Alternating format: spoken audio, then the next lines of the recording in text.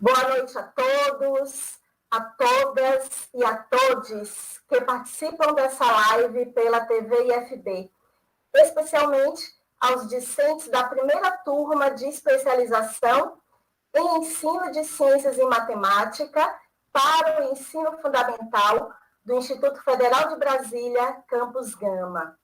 Eu sou a professora Érica Fernandes Cruvinel e estou coordenadora do curso. Nessa noite, serei a mediadora da conferência que será proferida pelo professor Cláudio Ney da Silva. Como inclusão, contamos com a colaboração de intérpretes de Libras, que desde já agradeço a participação. E também utilizamos a audiodescrição, para que as pessoas que não estão nos vendo tenham uma noção de nossa aparência física. Assim, vou iniciar me descrevendo e peço ao conferencista da noite, professor Cláudio Ney, que também o faça antes da sua conferência. Então, eu sou uma mulher branca, de estatura baixa, de pele clara, bem clara, tenho 50 anos, tenho cabelos grisalhos, uso um óculos vermelho, hoje estou com uma blusa vermelha e estou na minha casa. Atrás de mim tem uma cortina de cor clara. Feita, então, a minha audiodescrição, iniciamos a jornada de acolhimento discente do semestre de 2021.2, da pós-graduação de ensino de ciências e matemática para o ensino fundamental. Mais uma vez, sejam todos muito bem-vindos, todas muito bem-vindas, muito bem-vindo todos. Bom, eu preciso iniciar falando da minha alegria em receber vocês que são os nossos primeiros 40 pós-graduandos no Campus Gama. E aqui falo em nome de todos os professores e professoras do curso. Eu falo também, em nome da gestão do campus, na pessoa do técnico Rômulo Júnior e da nossa reitora Luciana Massucado. Oportunamente, durante a nossa aula magna, que ocorrerá no dia 20, vocês a conhecerão. Essa primeira jornada de acolhimento discente da pós-graduação em ensino de ciências e matemática do Campus Gama coincide com a celebração do centenário de Paulo Freire, patrono da educação no Brasil, e por isso o tema é preciso ser mais. A pedagogia do ser mais, do inacabado, é a concepção antropológica de Paulo Freire, onde o ser humano se reconhece como um projeto histórico, portanto, em constante construção. Para Freire, a pedagogia do ser mais é o caminho que se faz com o outro, no diálogo, no exercício da liberdade, no amor, na humanização. Por isso, a busca do ser mais não pode realizar-se no individualismo, mas na comunhão. Nesse contexto, a busca do educador, a nossa busca enquanto educadores e educadoras por um curso de especialização é a nossa consciência do inacabado. É o nosso reconhecimento de que é preciso ser mais. É preciso sermos muito mais. Mas só a especialização não é suficiente, com certeza. Para ser mais, é preciso sermos generosos e mostrar para o mundo o que produzimos, mostrar o que pensamos, mostrar a nossa experiência tão valiosa. Quantos de nós, com muitos anos em sala de aula, muitos anos em gestão escolar, precisamos mostrar para o mundo essa experiência. E a comunicação científica é um caminho para isso. Pensando nisso, a pós-graduação em ensino de ciências e matemática do Instituto Federal de Brasília, Campus Gama, em uma parceria com a revista Nova Paideia, este ano, em dezembro, vamos lançar uma edição especial da revista Nova Paideia em comemoração ao centenário de Paulo Freire.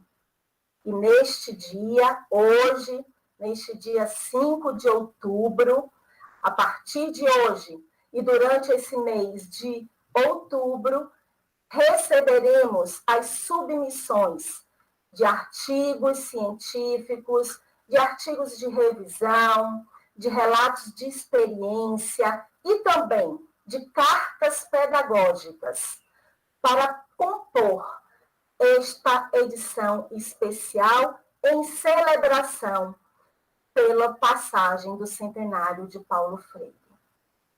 E, é com muita alegria que hoje iniciamos essa jornada trazendo esse tema tão importante para a nossa vida acadêmica. E mais ainda para a sociedade, que é a comunicação científica. Então, antes de passar a palavra para o professor Cláudio Ney da Silva, que desde já adianto é editor-chefe da revista Nova Paideia, eu informo aos nossos discentes da pós-graduação que vamos colocar no chat o link para o registro das presenças. Então, logo mais, daqui a uns poucos minutos, iremos colocar e vocês preenchem pelo formulário Google. Então, sem mais demora, eu convido o professor Cláudio Ney da Silva para proferir a conferência O papel da comunicação científica na construção de uma sociedade verdadeiramente democrática. Professor Cláudio Ney, e que desde já eu agradeço a disponibilidade em estar conosco nesse dia tão especial, onde celebramos a chegada de vocês, discentes da pós-graduação, nesse dia tão especial que temos convidados, nesse dia especial que estamos iniciando mais um semestre, nesse dia especial em que também trazemos a celebração do patrono da educação no Brasil, Paulo Freire, com a abertura das submissões para o número especial da revista Nova Paideia. Eu só tenho a agradecer ao professor Cláudio Ney da Silva. O professor Cláudio Ney da Silva, ele é graduado em pedagogia pela Fundação Universidade do Tocantins. Professor Cláudio é mestre em educação pela Universidade Católica de Brasília e doutor em ciências da informação pela Universidade de Brasília. Atualmente, professor Cláudio Ney é docente do Instituto Federal de Brasília e editor-chefe da revista Nova Paideia. Então, obrigada, professor. A palavra está com você e eu peço que inicie fazendo a sua audiodescrição. Olá, boa noite a todos e a todas. Boa noite, professora Érica e todos os demais que estão aqui para nos ajudar nessa tarefa de transmitir alguns conhecimentos para essa turma, para quem estiver acompanhando. Passo para a minha audiodescrição, até para eu não me perder, não me esquecer. Meu nome é Cláudio, tenho 1,77 de altura, 77 quilos, sou moreno ou pardo, cabelos curtos, barba não cheia, cabelos e barbas um pouco grisalhos, estou com a camisa azul clara e, ao fundo, tenho uma estante de livros e alguns porta-retratos, né, com retratos aqui, com fotografias da minha família. Então, essa é a minha audiodescrição. Bom, eu quero iniciar, professora Érica, dizendo assim da minha satisfação, mais do que isso, né, da minha honra em, vamos dizer assim, inaugurar, do ponto de vista do debate, da reflexão, esse momento com essa turma, né, a primeira turma da pós-graduação em Ensino de Ciências e Matemáticas do Instituto Federal de Brasília, do Campus Gama. Eu acho que é um privilégio, não é, estar nesse momento, estar aqui, poder compartilhar, poder dialogar, poder conversar com aquilo que com tópicos, né, temas sobre os quais estudamos, dialogamos, refletimos, né, ao longo da nossa experiência formativa. Portanto, eu estou me sentindo muito honrado, muito orgulhoso, muito feliz de estar aqui nesse momento com essa turma e agradeço de modo muito carinhoso e especial a você, que foi quem me dirigiu o convite. Tá? Então, as minhas primeiras palavras são mesmo de agradecimento. Bom, como vocês perceberam no anúncio, né, compete a mim conversar com vocês, refletir, dialogar sobre um tópico que é muito importante para a pesquisa, né, para a vida do pesquisador, para a atividade da ciência, que é a comunicação científica, né? Mas a comunicação científica compromissada com esse projeto de construção de uma sociedade mais justa, mais humana, mais igualitária e, portanto, mais democrática. Tá? Então, a minha tarefa hoje é tentar articular essas duas temáticas, né? De um lado, um tópico bastante específico, né, que faz parte da nossa prática profissional, que é a comunicação. Nós estamos numa instituição de pesquisa. Vocês que estão entrando agora nesse curso serão parte, né, dessa experiência de pesquisa também. E um dos nossos compromissos é comunicar os resultados desse trabalho para a comunidade científica de modo geral e para também a própria sociedade, né? Na perspectiva, claro, de contribuir com a construção e o fortalecimento dessa nossa sociedade em que vivemos. Tá bom? Eu vou iniciar uma apresentação.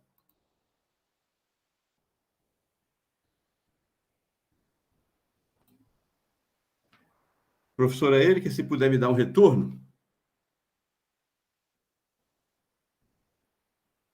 Muito obrigado. Bom, então o que eu espero hoje nessa conversa com vocês, né? Eu espero que eu consiga dialogar com vocês com base em alguns elementos que compõem a comunicação científica. A comunicação científica é uma área do conhecimento, é uma área temática, não é, que é trabalhada por diferentes ciências, né? Diferentes áreas do conhecimento, né? Como o conhecimento, além de ser produzido, né, ele também deve ser comunicado, as diferentes áreas do conhecimento se ocupam também de refletir sobre a comunicação científica. Mas eu espero também apontar alguns limites e algumas possibilidades para o trabalho do pesquisador. Considerem-se todos vocês que estão acompanhando essa transmissão, essa live, né, especialmente vocês que acabam de ingressar nessa experiência de pós-graduação, lato sensu, como pesquisadores em formação, né, pesquisadores iniciantes. Então, esses elementos que eu espero apresentar para vocês deverão, direto ou indiretamente, de uma ou de outra forma, estar presente no trabalho de vocês, na vida de vocês, na experiência de vocês enquanto pesquisador, tá? Também eu quero, ao longo da minha fala, levantar algumas questões, na perspectiva mesmo de provocar, né? São apenas 3 questões acerca da comunicação científica, mas na perspectiva de relacionar com esse desejo que nós temos, que é o desejo de construção de uma sociedade melhor, uma sociedade mais justa, uma sociedade mais humana e, como eu disse, portanto, democrática. Tá? Então, esses são os meus objetivos, esses são os resultados que eu espero alcançar aqui com esta conversa com vocês. Tá bom? Professora Érica, devo dizer que você está autorizada a qualquer momento me interromper. Se tiver alguma intercorrência tecnológica, por favor, me avise. Bom, quando a gente fala em ciência, como eu disse para vocês, eu já sinalizei anteriormente, a gente não tem como desacoplar a comunicação da ciência. A comunicação é parte integrante do trabalho do pesquisador, do trabalho do cientista. É por meio da comunicação dos resultados do seu trabalho que esse conhecimento chega à sociedade e começa a gerar resultados, né? Quer seja impactando a produção de novos conhecimentos, quer seja também contribuindo com o processo de desenvolvimento de tecnologias, de respostas, de alternativas aos problemas, aos desafios que a nossa sociedade enfrenta. De modo que a comunicação científica, a comunicação do conhecimento, ela é parte integrante do processo científico. Tá? Não existe ciência sem comunicação.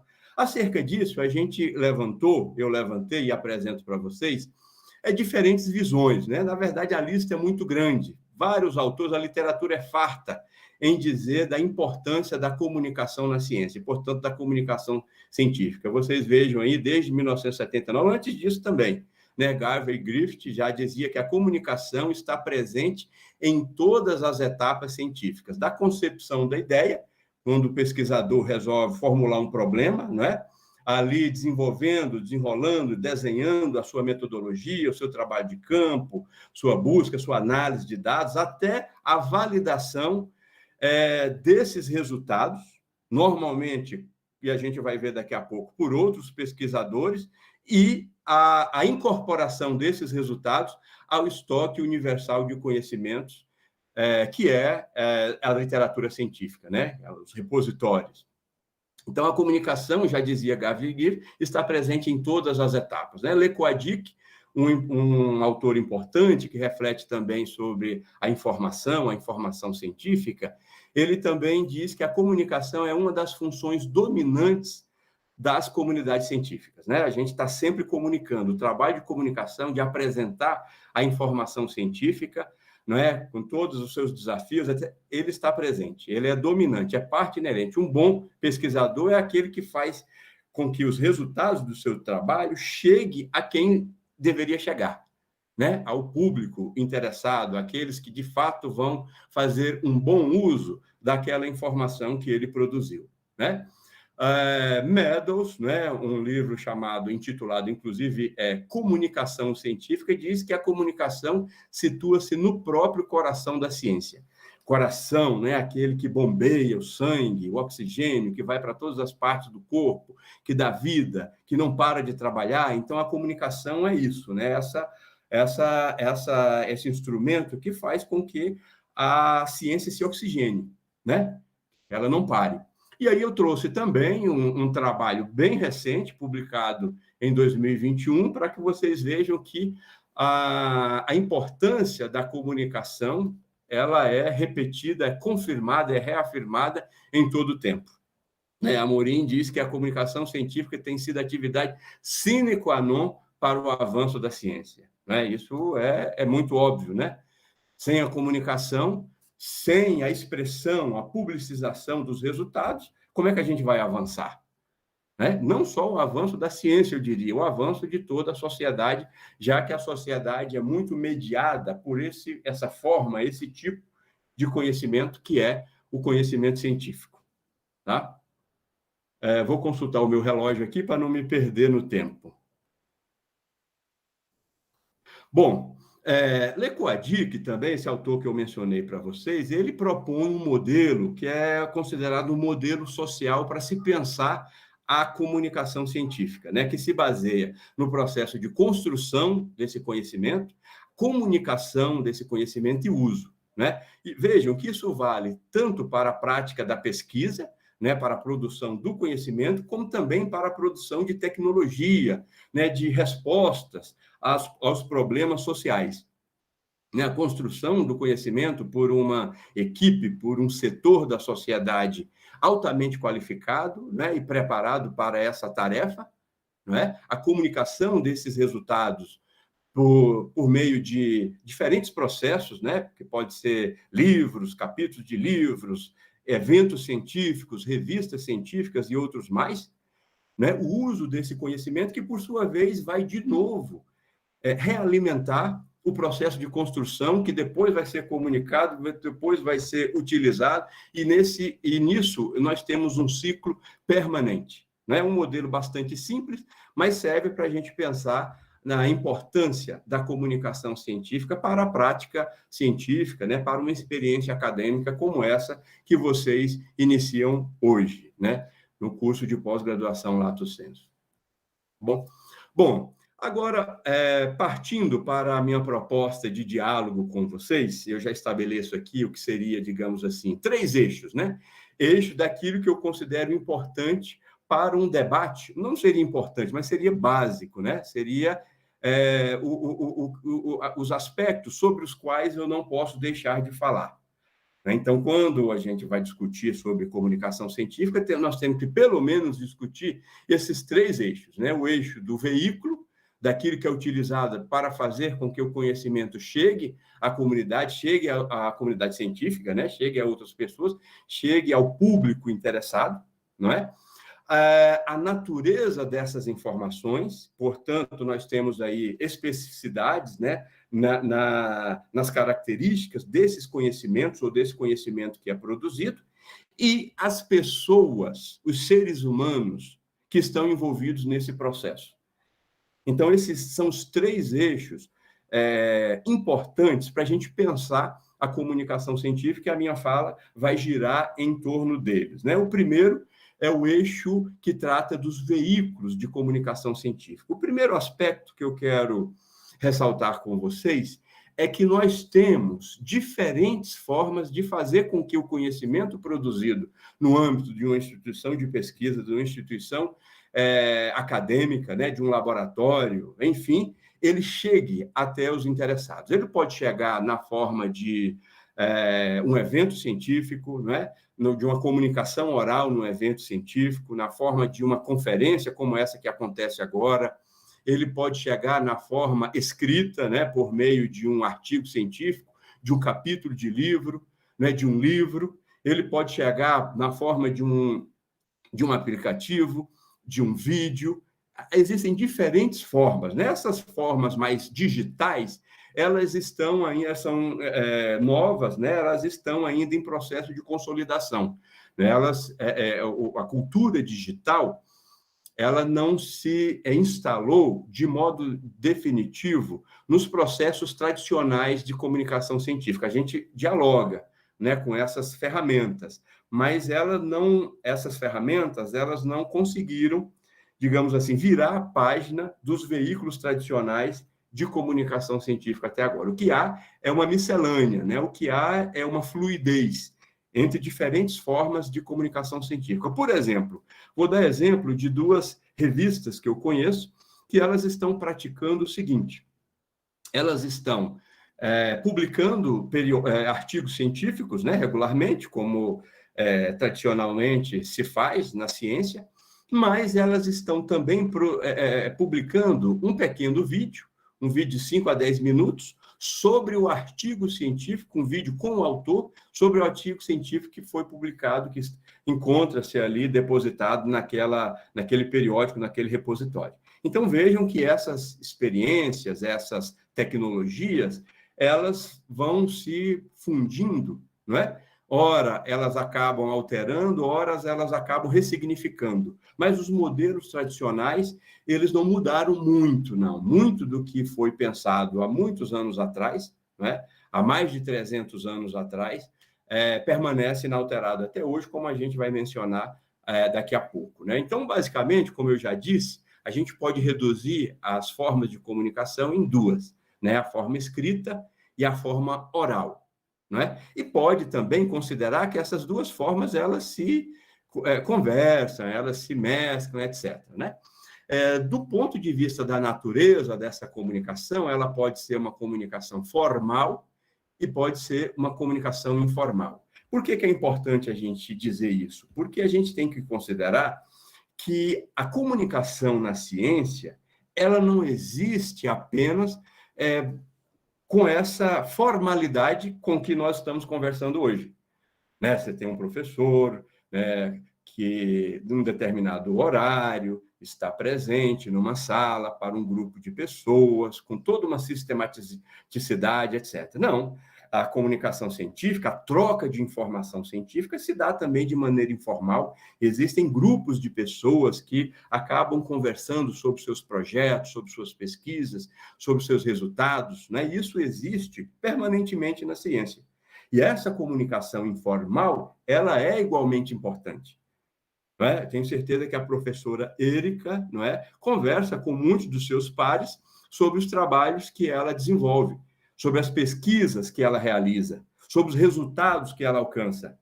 Isso é normal. Então, essa forma, essa comunicação informal, ela existe e ela é igualmente importante na comunicação do conhecimento, né?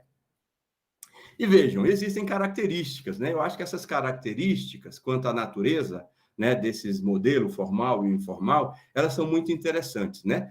A comunicação formal, ela tende a ser pública, como essa que está acontecendo agora, né? Uma audiência ampla, por acaso estamos sendo transmitidos aí pelo YouTube, então qualquer pessoa com link pode acessar, né? Ao passo que a informal, ela é mais privada, né? Agora a gente pode recorrer a essas tecnologias digitais, os grupos de WhatsApp, os contatos de WhatsApp, né? Os e-mails, o telefone, etc., né? A comunicação formal, ela é a informação armazenada de forma permanente e recuperável. Vejam, é um artigo que você deposita num repositório, uma outra pessoa pode ir lá e acessar. Já a informal, não. Ela é fluida, ela desaparece, ela é apenas instantânea, né? A formal, ela é relativamente velha no sentido de que é consolidada ali, e a informal é mais recente, né? A formal, ela é comprovada, ela passa por um processo de validação. A informal é não comprovada, é aquilo que a gente conversa sem muito compromisso, de modo espontâneo, né? A disseminação uniforme, né? O modelo formal. E a informal, a direção do fluxo é sempre escolhida pelo produtor. Eu decido com quem eu vou conversar sobre os meus trabalhos, sobre os meus dilemas enquanto pesquisador, né? Ao passo que a formal, não. Eu publico um artigo, eu faço uma conferência, todos estão, sobretudo agora, né? Com tudo aquilo que a pandemia fez em todas as áreas da vida social, com a ciência não é diferente, né? Acho que os processos de comunicação ficaram mais incrementados. O alcance da informação que a gente veicula se tornou muito mais amplo, mais ampliado, né? Eu acredito, né? Eu creio que vocês também. Uma ausência direta de interação, né? Muito mais difícil ter a interação nessa comunicação formal. Na informal é direta. Eu vou lá, pergunto, converso, a pessoa interage comigo. Então, vejam, essas duas modalidades, elas são igualmente importantes, elas existem, elas são praticadas na ciência e a gente não deve, digamos, subestimar uma em detrimento da outra, tá? Então, essa é a mensagem que eu quero deixar. Bom, um dos veículos mais importantes do processo de comunicação científica, isso desde o surgimento da ciência moderna, né? Desde os primórdios desse modelo de ciência que nós praticamos hoje, é, sem dúvida, o periódico científico. Aqui nós temos, por acaso, né, a imagem dos dois primeiros periódicos criados no mundo, que é esse Journal des Savants, e a Transactions, Philosophical Transactions, né? Um que foi pensado, né, foi criado em Paris, né, no ano de 1665, exatamente no dia 5 ou 6 de janeiro de 1665, era uma revista, um periódico, né, que tinha um escopo bastante ampliado. Então, você tinha, assim, um espaço para publicação dos resultados dos trabalhos dos pesquisadores, mas você tinha também espaço para resenha, obituário, novidades, né, entre a comunidade científica. Então, era uma noção de revista, mas uma revista bem ampla mesmo, assim. E essa Philosophical Transactions, ela foi uma revista criada no mesmo ano, só que no mês de março, né, um tempo depois, inclusive no lançamento dessa revista francesa, o secretário, né, da sociedade que criou a Philosophical Transaction, né, que era o Henry Oldenburg, estava presente, né, meio que ele copiou ali a ideia. Alguns meses depois, ele já propõe para a sua sociedade de pesquisadores, que foi criada no Reino Unido, que era a Royal Society, uma revista científica, né, que inclusive existe até hoje.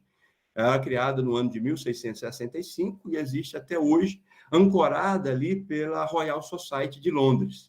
Tá? Então, essas primeiras revistas, elas tinham o objetivo de fazer com que, principalmente, com que o conhecimento que antes ele era comunicado por meio de cartas, né, por meio de modelos bastante precários, né, agora pudesse ser registrado, porque, afinal de contas, elas se tornaram instrumentos de registro, né, desse conhecimento, e que também pudesse ser partilhado para outros pesquisadores, claro, com uma regularidade.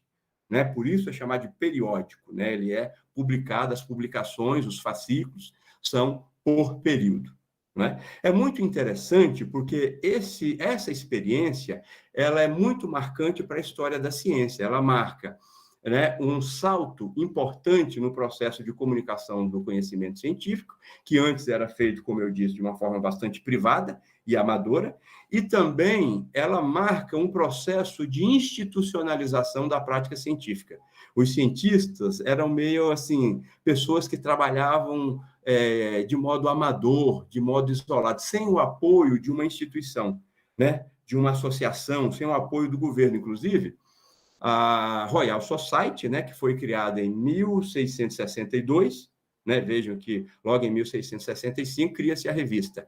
Ela recebeu o patrocínio do rei Carlos II, né, em Londres. Então, vocês vejam que aí ela já tem um apoio, um suporte institucional para se converter num veículo de comunicação do conhecimento científico.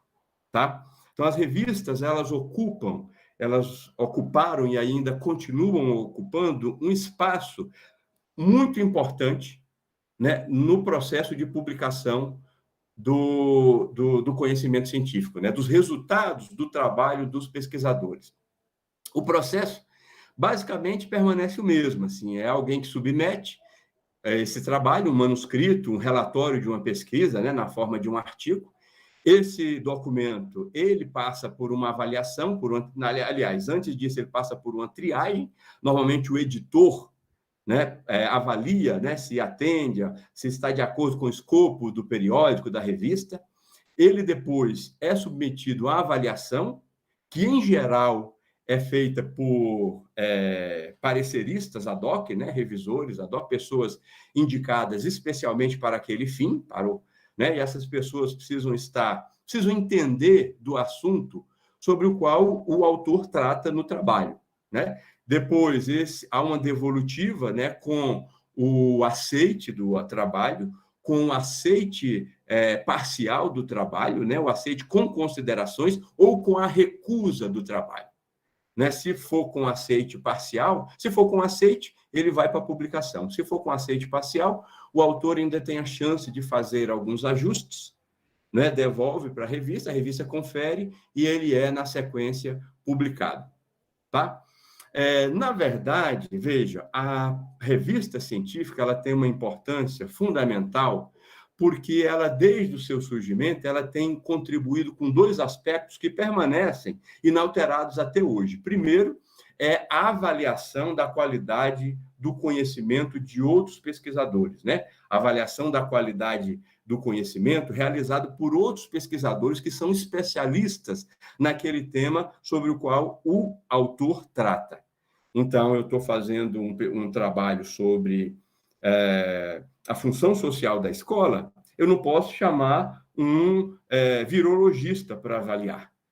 É uma área completamente diferente. Ele não tem os conhecimentos, né, os pré-requisitos necessários para avaliar. Então, tem essa que é uma característica importante, daqui a pouco a gente retoma, nessa característica da especificidade da formação e do conhecimento no processo de avaliação. Então, no fundo, um instrumento, um mecanismo mais importante de avaliação da qualidade do conhecimento até hoje, que é a revisão por pares, a avaliação do conhecimento por outras pessoas em condições de fazer esse trabalho, não é? E um outro aspecto super importante, né, que a gente não pode perder, hoje a gente meio que não dá muita importância, mas ele é fundamental, que é o credenciamento do autor, a vinculação do autor a um determinado conjunto de ideias. Por que a tese defendida em 2016 é minha, por exemplo, né, sobre determinados aspectos do processo de comunicação do conhecimento? Porque eu passei por um registro, né? Nesse registro foi autenticado a atribuição da autoria daquele documento a mim. Então, essa atribuição da autoria, ela é tão importante porque é isso que dá, vamos dizer assim, prestígio para o trabalhador. Porque se não houver uma ferramenta segura, né, de atribuição da autoria, né, das ideias, de determinadas ideias a determinadas pessoas, alguns outros pesquisadores podem achar no direito de roubar essas ideias, de tomar para si essas ideias sem mencionar o autor. Por isso que os periódicos, os artigos científicos, eles, além, claro, né, de publicar um trabalho com todas as peças, os itens, né, que nós chamamos de metadados, né, que é o título, a autoria, etc., ele ainda tem que dizer, olha, esse trabalho aqui nós recebemos em tal data, ele foi avaliado em tal data e ele foi aceito para publicação em tal data. Alguns colocam recebido em, aceito em e publicado em. Por que isso é importante? Porque com base nesses dados, né, que é autenticado por um veículo, né, por um periódico, eu vou saber se aquela ideia é de fulano ou de cicrano. Não é? Porque, afinal de contas, ele chegou naquela revista na data tal, e o artigo saiu na outra data. Já aquele outra pessoa é de uma data posterior, portanto, não pode ser a ele atribuído a autoria daquele trabalho. A autoria, como eu disse, é uma peça fundamental, é o que dá prestígio, né? É o que dá importância para o pesquisador. Vou consultar o meu relógio para ver como é que eu estou aqui em relação ao tempo. Precisamos avaliar. Bom, então, nós precisamos avançar, que eu quero dizer.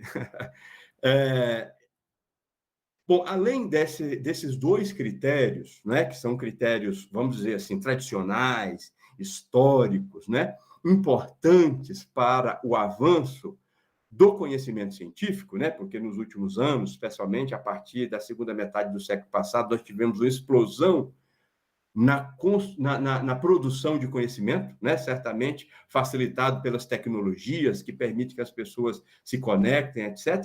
Nós também temos critérios específicos de cada comunidade científica, de cada país, de cada sociedade, para definir, para estabelecer o que é e o que não é uma publicação periódica, né?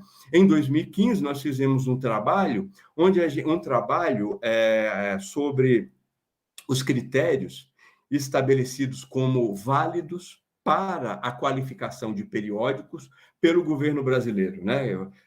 Na figura de uma agência importante chamada CAPES, né? A CAPES é um órgão do Ministério da Educação que atua na avaliação dos programas de pós-graduação no Brasil, que são os principais responsáveis pela produção do conhecimento científico. Então, nesse trabalho, a gente identificou 3 tipos de critérios, né? Critérios relacionados ao formato e aos aspectos de editoração e de distribuição, Então, critérios que têm a ver com aquilo que é, aquilo que não é, aquilo que pode ser, aquilo que deve ser. Critérios relacionados à visibilidade e ao impacto dos conteúdos, né? Portanto, um bom artigo, um artigo para ser considerado válido no Brasil tem que ter impacto, tem que ter visibilidade.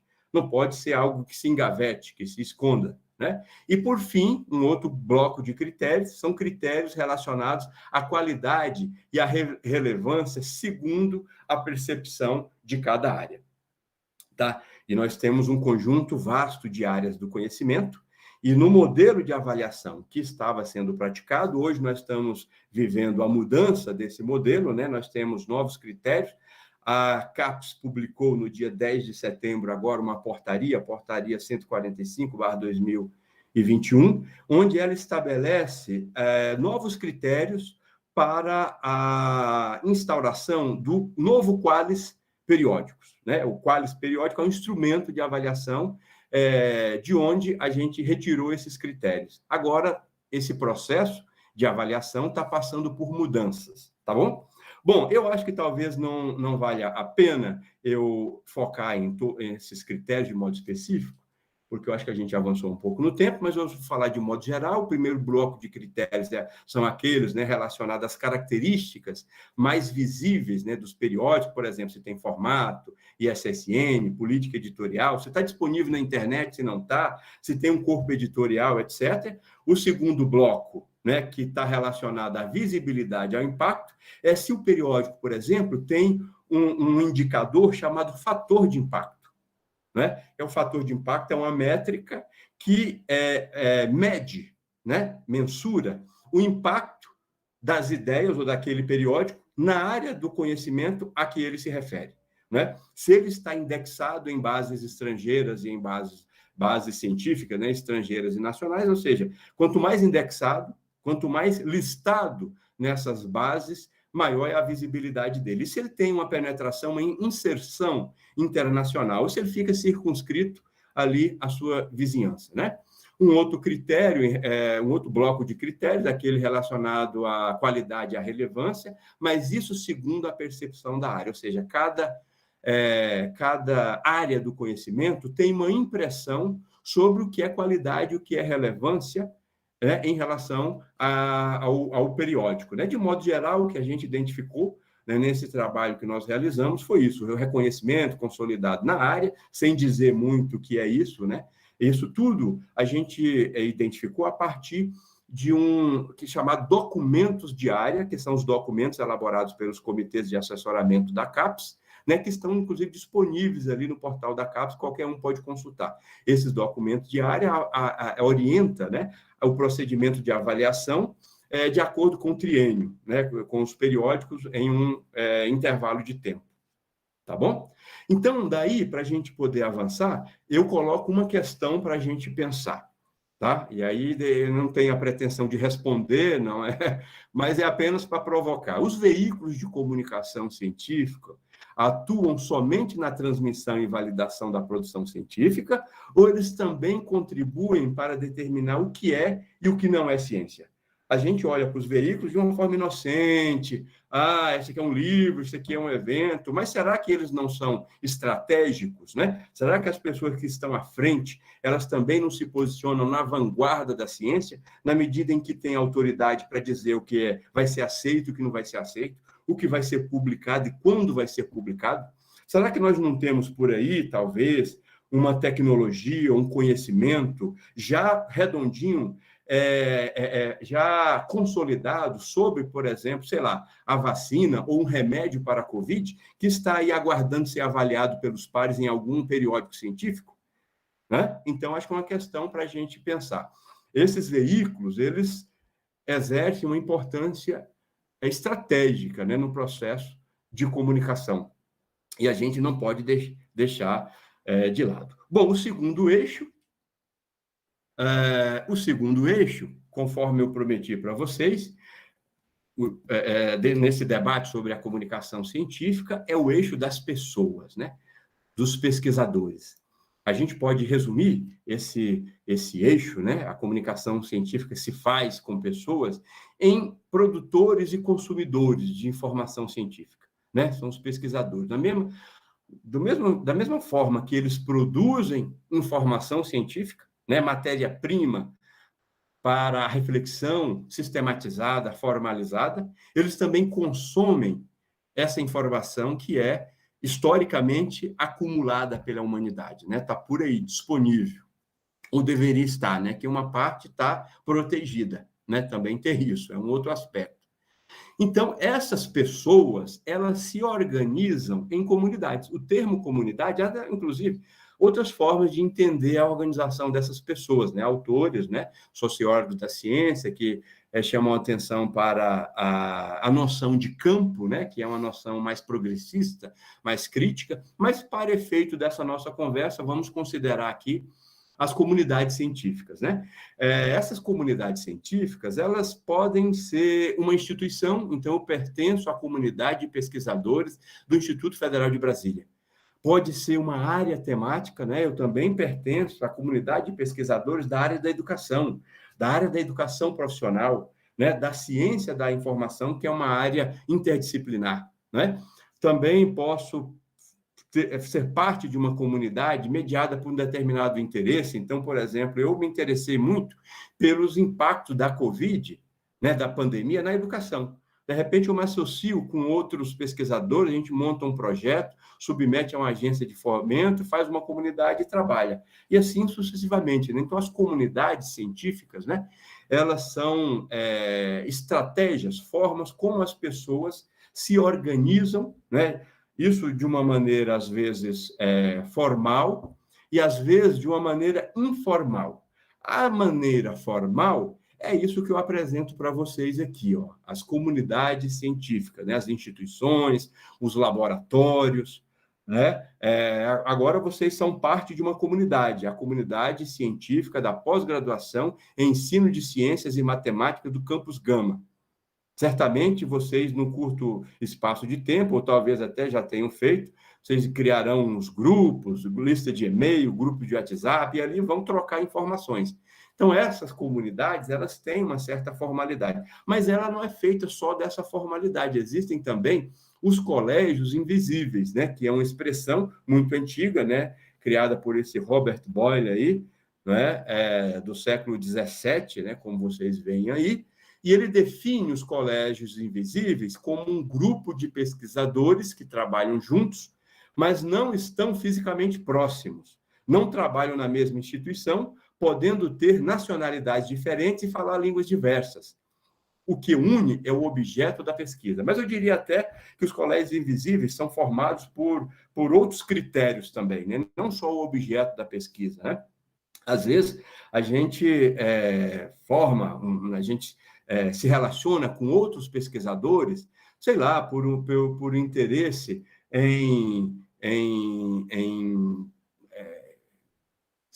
ter uma certa centralidade numa determinada área recém-criada, né? num problema social, enfim. Então, os colégios invisíveis são essa organização dos pesquisadores de modo que a gente não vê.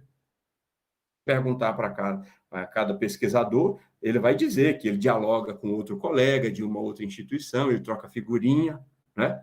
Então, o que esses colégios invisíveis consideram? Né? Que a ciência ela tem um caráter universal, né? Ela tem uma universalidade, ela ultrapassa fronteiras institucionais, fronteiras nacionais, fronteiras epistêmicas, inclusive, né? Que na ciência existe a necessidade do intercâmbio de ideias, tá? A gente precisa ter a possibilidade de conversar com outras pessoas, né? Considera também a necessidade de criação de redes invisíveis de interação de pesquisadores. Às vezes você conhece um pesquisador aqui, às vezes num evento científico, né? Você vai, só mais na frente, você vai criar uma parceria com ele para desenvolver um trabalho, mas aquele contato que você teve lá no passado foi determinante para o desenvolvimento do seu trabalho. Portanto, é muito importante que a gente tenha esses espaços, né? Que eu espero que a pandemia não instaure uma nova ordem de relacionamento, né, entre os pesquisadores para a gente perder um pouco essa interação, né? Considera isso, né, que a novos espaços para o desenvolvimento da ciência, que não só os espaços institucionais, os espaços ali formais. A ciência também ela se desenvolve a partir desses relacionamentos interpessoais, tá? Também é importante a gente pensar no processo de comunicação e validação do conhecimento científico, né? Que a gente pode chamar de revisão por pares, né? Chamado, na verdade, de revisão por pares, que é um fato curioso, né? A ciência, ela não tem uma instância, um tribunal externo que avalia o seu trabalho, o seu procedimento. Quem avalia a ciência é a própria ciência. Quem avalia a qualidade da pesquisa que é realizada numa determinada área são exatamente aqueles que compõem aquela área. Daí você tem alguns dilemas, né? Porque o seu colega que estuda o mesmo tema que você, ele é, ao mesmo tempo, alguém que vai colaborar com você, mas alguém que estará competindo com você por um aspecto que Bourdieu chamou de monopólio da autoridade científica. Né? A autoridade científica é a capacidade de falar com competência sobre um determinado objeto da ciência. Só aquele sujeito é capaz de falar, só ele é chamado para falar. Não é? Então, a ciência vive esse dilema. Então, o conhecimento científico, uma outra característica que tem a ver com o processo de avaliação do conhecimento é que o conhecimento científico ele não se apoia em certezas, ele é refutável, ele é discutível.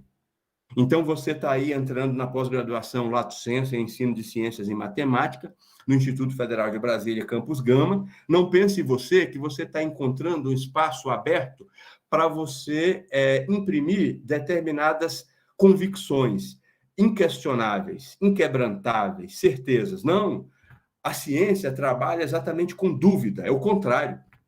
Você faz um trabalho, desenvolve uma pesquisa, levanta alguns resultados, apresenta algumas descobertas, e aquelas descobertas estarão permanentemente colocadas em avaliação por outros colegas, né? Por outros colegas, permanentemente, tá? A ciência também, ela se apoia em dois conjuntos de critérios, né? Existem critérios que são gerais, que valem para todas as áreas da ciência, como, por exemplo, a objetividade do conhecimento científico. Ele se caracteriza pela objetividade. Não é como a literatura, como a poesia, né? Que é essa dimensão sutil, subjetiva, íntima. Não, é o contrário. Pela formalidade, pela sistematicidade, não é uma coisa espontânea, né? Pela lógica interna, e também critérios específicos de cada área do conhecimento, né? Então, por isso, talvez justifique a existência o fato de que a avaliação se dá por avaliadores daquela mesma área e não avaliadores de outra área, né? Eu trago aqui para vocês só um dado de um trabalho que nós realizamos nós publicamos, na verdade, em 2016,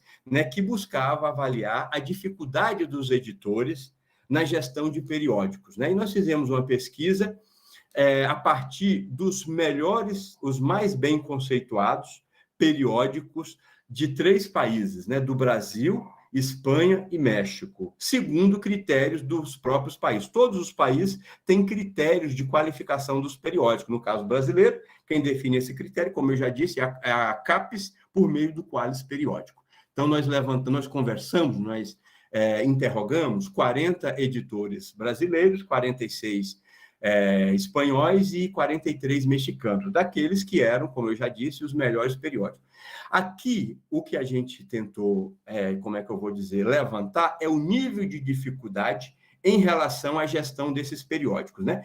E esse nível de dificuldade foi mensurado com base numa escala que ia de 0 a 10. Então, com 0, pouca dificuldade, e 10, muita dificuldade. Vejam vocês que a dificuldade maior que os editores têm é exatamente aquilo que é mais importante para qualificar um bom trabalho científico, que é encontrar revisores especialistas e preparados para realizar a avaliação do manuscrito. Eu sou editor de uma revista, né? Vamos imaginar que eu receba um trabalho sobre... eu sou editor, suponhamos que eu seja um editor de uma revista na área da saúde. E eu recebo um trabalho que trata da Covid, que trata de vacinas, por exemplo. Ora, a qualidade da avaliação desse trabalho, né, e a importância, nós estamos falando de uma pandemia, vai depender da minha capacidade de encontrar alguém que diga que aquele resultado é realmente válido, ele é bom, ele é um resultado, ou que o resultado precisa ser revisto. Não é? E são poucas as pessoas, porque o conhecimento ele vai se desenvolvendo por ramificações, que têm essa capacidade. Então, isso é muito difícil. Ao mesmo tempo, isso é muito importante. Percebam que nessa escala de dificuldade, o maior nível de dificuldade foi exatamente em relação a essa tarefa, tanto no caso brasileiro, quanto no caso espanhol, quanto também no caso mexicano. Então, a ciência, ela vive desses dilemas, dessas dificuldades. E tem uma série de outras implicações, que não se trata apenas de encontrar alguém que possa dizer se aquela pesquisa realmente foi feita corretamente, se a metodologia empregada foi correta, né? Se os resultados são realmente relevantes, válidos, merecem ser publicados, né? Ser comunicados para a comunidade científica. Tá bom? Daí, portanto, é que eu coloco a segunda questão para a gente pensar, para a gente refletir, não é?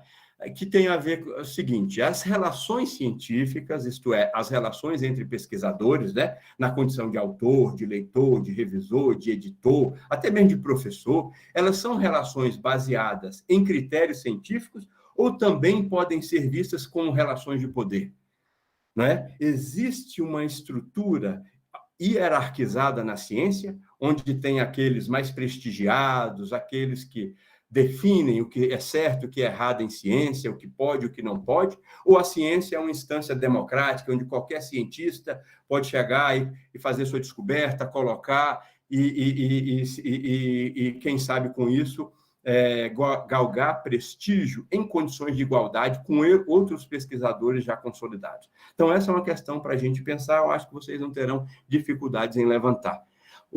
Érica, falta a última parte da minha fala, não sei se eu avancei muito, posso continuar, né? A gente precisa ir para as considerações finais, Cláudio. Tá, eu vou então dizer que eu queria, a última parte tem a ver apenas com a natureza da informação científica. Eu queria dizer para vocês que a ciência não é esse corpo homogêneo. Se você levantar nas agências de fomento, nós temos aí 49 áreas do conhecimento, cada uma com seus próprios critérios, suas metodologias, suas formas de ser, não é? Estamos vivendo aí a era dos rankings, né?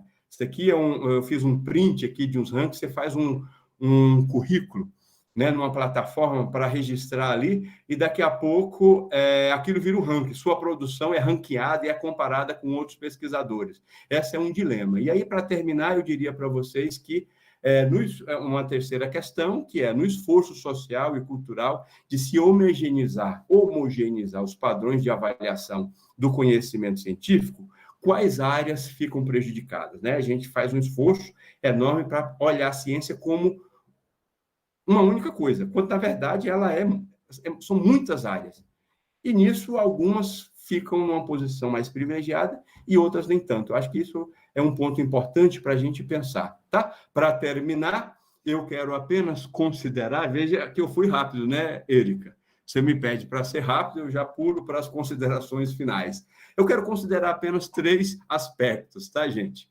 O primeiro é que a gente precisa pensar o conhecimento científico, né, como mola propulsora para o desenvolvimento da sociedade, mas desde que seja um conhecimento fincado nos valores humanos. Né? Porque é possível a gente ter uma ciência altamente capitalista, baseada em interesses privados, interesses individuais, mas o compromisso que a ciência deve ter, penso eu, deve ser com o bem comum, né? Com o desenvolvimento da coletividade. Né? Segunda consideração, a democratização do acesso ao conhecimento passa pela democratização do acesso à educação. Nós vivemos recentemente um período em que o negacionismo flertou com a nossa sociedade. Ali. Em alguns momentos, a gente percebeu que esse negacionismo começava a querer tomar algumas decisões, negar aquilo que a ciência tinha. Mas como é que a gente vai ter uma atitude científica, uma consciência científica, se a educação que se apoia no conhecimento científico acumulado não está democratizada para todos? Ela precisa ser democratizada. E, por fim, pesquisadores precisam estar conscientes de sua responsabilidade enquanto agentes de transformação da sociedade em todas as dimensões. Então, quando eu faço uma pesquisa, quando eu faço um trabalho científico, esse trabalho, ele, de alguma forma, ele tem que contribuir com o desenvolvimento da sociedade, quer seja no aspecto humano, no aspecto cultural, no aspecto tecnológico, no aspecto sanitário, no aspecto das relações, né? No aspecto ético, né? Enfim, então, o compromisso que a gente tem que ter é com algo muito maior, tá bom? Com isso, eu encerro a minha fala, pedindo desculpa por ter ultrapassado aí os limites do tempo e dizer que fiquei muito feliz com essa experiência de poder dialogar com vocês, né? Dialogar é um eufemismo, né? Que acaba que a gente não vai ter tempo de conversar, tá bom? Passo a palavra para você, Erika. Professor Cláudio, obrigada pela conferência. Com certeza nos instigou a refletir sobre vários aspectos da comunicação científica e, claro, né, levantou um monte de questões aí que eu estou aqui de orelha em pé, querendo um tempinho para pensar em todas elas, para deixar os nossos participantes, né, dessa live tranquilos, especialmente os nossos alunos. Professor Cláudio é nosso colega do Campus Gama, estará sempre à disposição para continuar contribuindo, né, Cláudio? Eu tenho certeza, porque aí é bagagem, é muita coisa que a gente pode aproveitar desse, né, desse conteúdo que tem nesse professor. Obrigada de coração, Cláudio, por sua participação. Viu? Ok, assim, professora. Doida para conversar. Olha, eu agradeço a você pela oportunidade, ao mesmo tempo em que desejo uma boa experiência formativa para esses que estão iniciando agora a jornada, né? Eu tenho certeza que vocês vão ter vai ser muito produtivo, né? E vocês vão sair transformados, no melhor sentido da palavra, desse curso de pós-graduação. Bons estudos para todos vocês. É a nossa expectativa, é a nossa expectativa. Bem, então vamos chegando, né, ao final dessa live, e eu reforço aqui o convite para que você que nos ouve pelo YouTube submeta seu trabalho na revista Nova Paideia, que é uma revista interdisciplinar de educação e pesquisa, e o link para que vocês possam conhecer melhor essa revista está no chat. E aproveito também para convidá-los para estarem conosco no dia 14/10, é uma quinta-feira, onde teremos a nossa a segunda conferência, com o título, né, Contribuições do Pensamento de Paulo Freire para a Formação Docente, com a professora doutora Ana Natália de Oliveira, da Universidade Federal do Oeste Baiano. No dia 20/10, aula magna do curso, com a professora Ana Cristina Duarte, da Universidade Estadual do Sudoeste Baiano, com o título Reflexões sobre a Formação Docente na área de Ciências e Matemática. Aos discentes da pós-graduação, eu lembro que logo mais às 20h30 nos encontramos no Meet para continuarmos esse bate-papo que iniciamos aqui. Essas contribuições que Cláudio Ney trouxe para nós, com toda certeza, não serão esgotadas nesses próximos séculos e séculos e séculos, porque é próprio da ciência, né, essa dinamicidade. Mas eu deixo aqui, para finalizar, a reflexão, né? Com tudo isso que nós ouvimos, como que a ciência, então, pode contribuir ou não com uma sociedade que seja verdadeiramente democrática? As duas questões que Cláudio Ney colocou para nós, elas nos apontam um caminho, né, para pensarmos sobre isso. E vocês, com certeza, terão a oportunidade de refletir, dialogar sobre essas questões com o professor Éder, na metodologia de projetos, e com a professora Esther, na disciplina de metodologia científica, ainda esse semestre. E, para terminar, eu preciso agradecer imensamente a equipe da DICOM, né, especialmente a Bélrica e ao Alexandre. Sem vocês, impossível que nós tivéssemos conseguido transmitir essa live da maneira como, né, nós transmitimos. Eu preciso também agradecer aos intérpretes de Libras, Tatiana e Renan, que sem vocês, com toda certeza, esse encontro não seria inclusivo. Então, para vocês que estão chegando no IFB agora, este é o Instituto Federal de Brasília, feito a muitas mãos e, principalmente, a muitos corações. Sejam bem-vindos mais uma vez e eu encontro com vocês logo mais. Então, uma boa noite a todos.